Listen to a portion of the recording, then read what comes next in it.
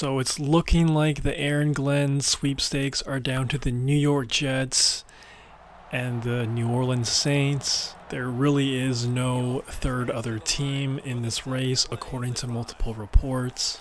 In 1994, the Jets selected him in the first round, so he does have some ties in New York. To be a player and to eventually be a head coach of the team he played for is a pretty cool thing. So, based on that, I feel like he will definitely take the New York Jets job.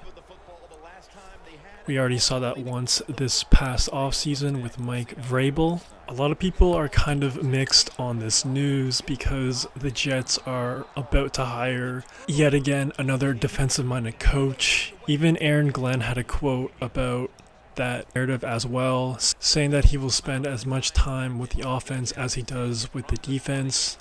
You're not just hiring a defensive-minded head coach, you're hiring a head coach. So he's definitely fully aware of the Jets going in that defensive mind direction yet again. And honestly, man, it's the Jets. So at this point, like, offensive, defensive, special teams guy, shout out Joe Judge.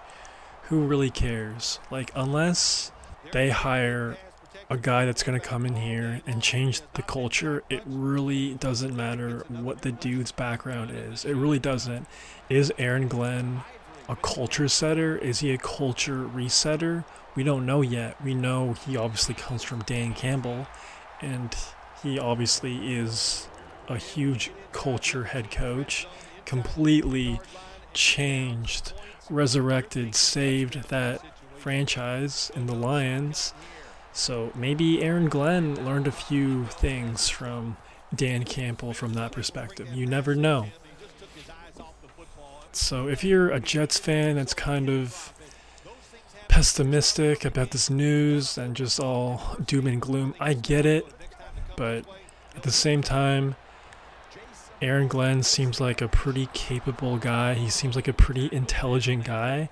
I really don't think he would be jumping at this job if he wasn't supremely confident in himself. I don't think any sane person would go from the Lions, who are on top of the NFL right now, to just a dumpster fire without a clear set plan that he truly believes in. So if the Jets hire Aaron Glenn, you never know. He could turn it around. You never know. Obviously, the first few days, he would have to figure out whether or not he's going to keep Aaron Rodgers. Honestly, if you're resetting the culture, you definitely have to get rid of Aaron Rodgers. No shade to Aaron Rodgers at all, but you know, the last 2, 3, 10, 20 years haven't really worked out, and you need to nuke it. You need to start from ground zero and build your culture. Aaron Rodgers, I just don't think it would work. You let me know if you think Aaron Rodgers and Aaron Glenn could coexist. I could be wrong, but I would be surprised if Aaron Glenn kept Aaron Rodgers around. Speaking of the Jets, they keep on interviewing a plethora of candidates, including Bobby Slowick, Vance Joseph, Packers defensive coordinator Halfley. They're just on rapid fire right now. And along with that, they're also trying to find a competent GM. So listen, man, it's going to be a long road for Aaron Glenn if he does take this job, but we'll have to find out. Let me know who you think the Jets will hire in this upcoming offseason. Aaron Glenn, Rex Ryan. I don't know, man. Let me know who you think is going to get the job. And compare the Jets job to the Saints job. There is one thing that they do have in common. They do have a quarterback issue.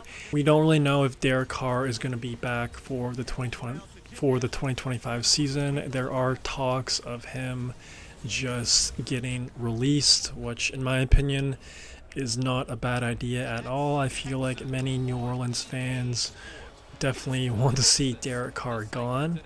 And you know, if they do keep him for the 2025 year, I feel like it's just a wasted year. Like, what's the point of having him on the roster? You know, eventually they're just going to cut him anyway, so might as well just cut bait now. Saints also have some salary cap issues, so not really the best situation on that end.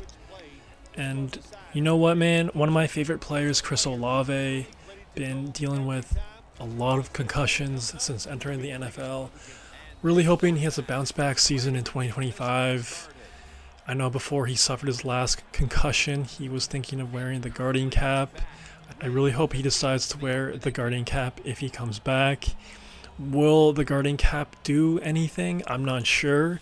That'll be a really great test for the guarding cap. You know, if it could protect Chris Olave, who is extremely prone from concussions and plays in a very high risk position of suffering a concussion, be a really interesting test.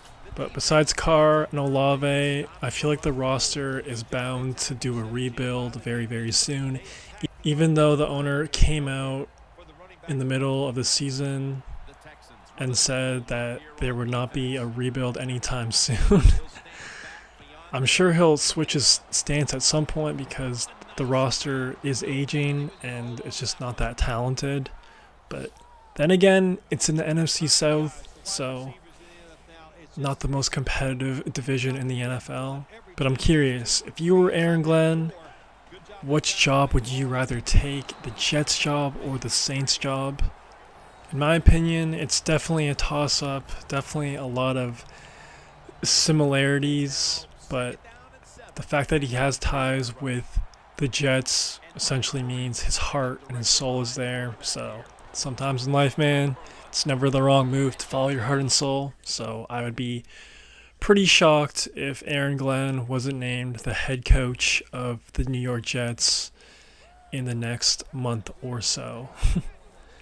And it was reported that he had a pretty strong interview as well. So all signs are pointing towards that deal getting done. Let me know if you think Aaron Glenn is going to flame out. Do you think he's going to be a head coach? Do you think Aaron Rodgers is going to be back for the 2025 season with the Jets? Let me know in the comments below. If you made this far, please subscribe and like the vid. It'd help out your boy a ton. That's all I got for right now. Peace. Well, they'll keep it going today. After that run, decent pickup by the running back. Dropping back three. Amaro with the reception. That's a really good throw and catch, and they get the first down. Jim, that's what you want to do. Pick up that first down. Now you give your offense 3 more opportunities. From the gun. Catch made by Marshall. Marshall's tackled right at the 35. That's a good job by the receiver, running the drag route across the field. These are not easy throws for the quarterback, but he sticks it right on him for the completion. Jason Morrow makes the catch. Amaro's marked down at the 19. So many things are involved when you talk about people catching the pass. Catch it cleanly. Also, catch it and break a tackle. Everybody loves that. Nice job that time. Tackle made by Clowney that time. Ivory's a dangerous runner when you give him room to run, but there is no room this time. What a job by the defense. They bottle him up for a short gain. 2nd and 9. Intercepted.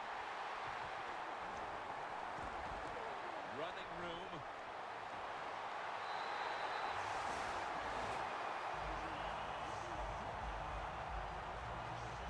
Hoyer's heading out now to lead the offense, coming off a week in which he threw 3 interceptions.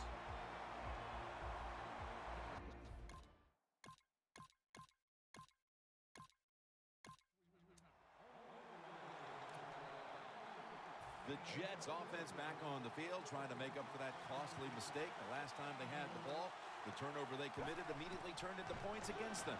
Yeah, it did, Jim, but you know what? It's not a perfect game. He will not get away. He's taken down for the sack. Every defense is looking for somebody to hit the quarterback, and the best person to do it is the defensive end. What a good job that time by him.